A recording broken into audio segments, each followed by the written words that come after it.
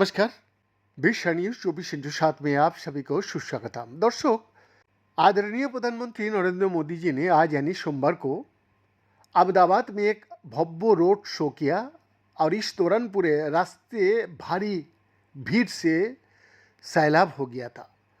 इसके बाद प्रधानमंत्री जी ने 5,400 करोड़ रुपया की कुल लागत वाली कई विकास परियोजनाओं का उद्घाटन, शिलान्यास और राष्ट्र को समर्पित किया। यह कार्यक्रम अहमदाबाद के खोंडलधाम मैदान में हो रहा है। प्रधानमंत्री नरेंद्र मोदी ने जनता को संबोधित करते हुए कहा, मानसून के इस सीजन में गुजरात में भी कई इलाका में भारी बारिश हो रही है।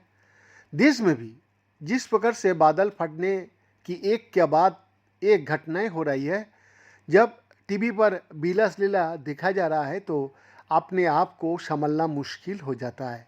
मैं सभी प्रभावित परिवारों का प्रति संवेदना व्यक्त करता हूं।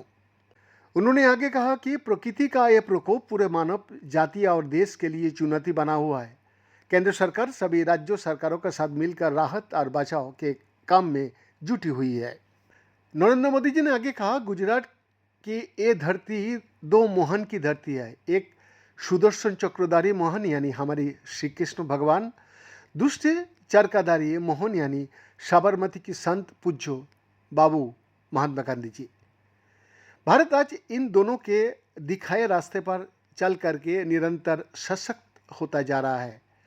सुदर्शन चक्रधारी मोहन ने हमें सिखाया कि देश और समाज की रक्षा कैसे किया जा सकता है। उन्होंने सुदर्शन चक्रों को न्याय और सुरक्षा का कवच बनाया है, जो दुश्मन को पाताल में भी खोज कर सजा देता है। और यही भाव आज भारत के फैसलों में भी देश अनुभव कर रहा है, दुनिया भी अनुभव कर रही है। प्रधानमंत्री जी ने बताया कि पिछले दिनों सेना द्वारा किए गए ऑपरेशन सिंदूर की तरफ इशारा करते हुए कहा, आज आतंकवादी और उनके आकाओं को हम छोड़ते नहीं हैं, चाहे वो कहीं भी छुपे हो। दुनिया ने देखा है कि पहलगांव का बदला भारत ने कैसे लिया। ऑपरेशन सिंदूर हमारे सेना का शीर्षों का प्रतीक बन गया। उन्होंने आगे कहा कि चरकाधारी मोहन हमारे पूज्य बाबू ने भारत समृद्धि का रास्ता स्वदेशी में बताया था।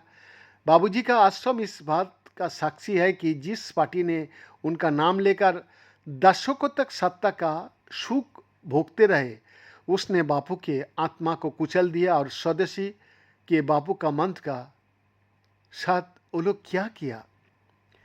नरेंद्र मोदी जी ने आगे कहा कि 60-65 साल देश पर राज करने वाली कांग्रेस ने भारत को दूसरी देशों पर निर्भर रखा, जिससे वो सरकार में बैठे बैठे इंपोर्ट में भी घोटाले कर सके। लेकिन आज भारत ने आत्मनिर्भर को विकसित भारत के निर्माण का आधार बना दिया है। किसानों, मछुआरों, उद्यमियों का हम पर भारत तेजी से विकास के रास्ते पर चल रहा है और आत्मनिर्भरता के रास्ते पर भारत आगे भी बढ़ रहा है। बीएन का एक्सक्लूसिव रिपोर्ट, विश्व न्यूज 24/7 रांची।